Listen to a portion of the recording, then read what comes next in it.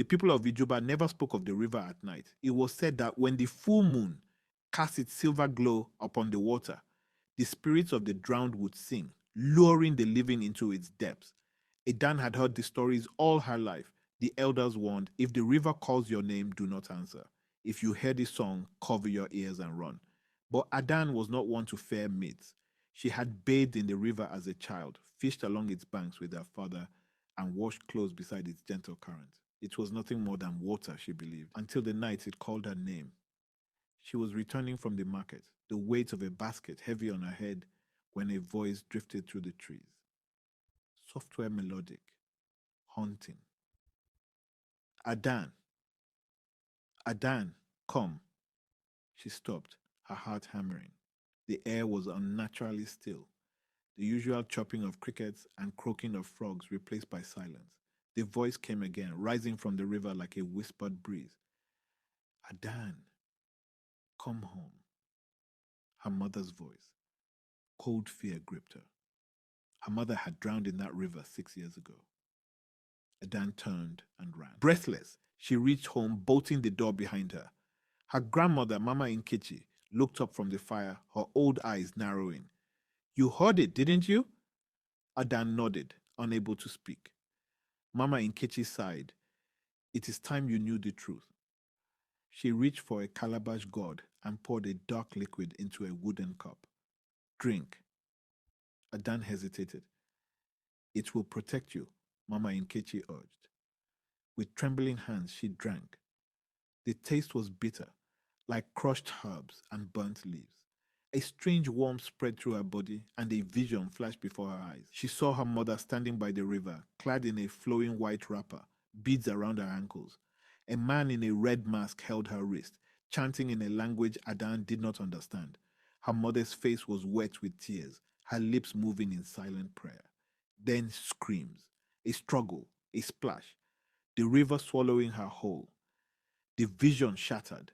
Adan gasped, her body drenched in sweat. What was that?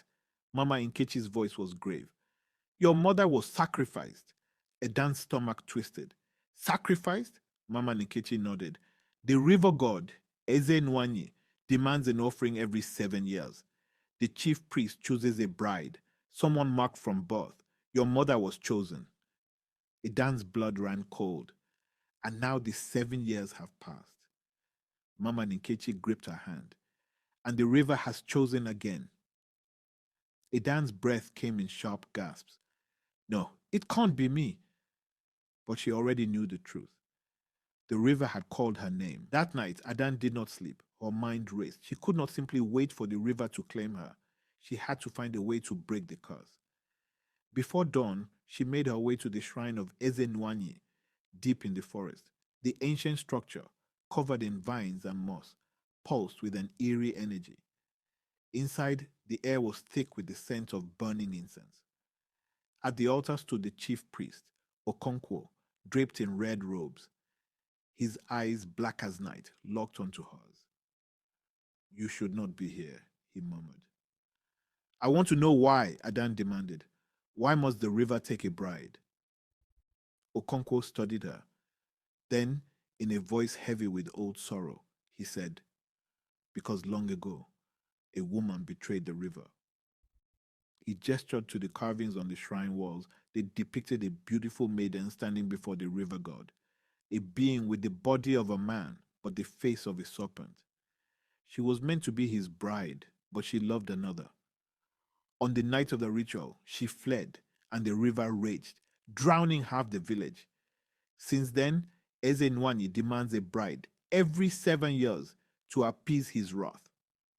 Adan's face clenched. But I don't belong to the river. You do now.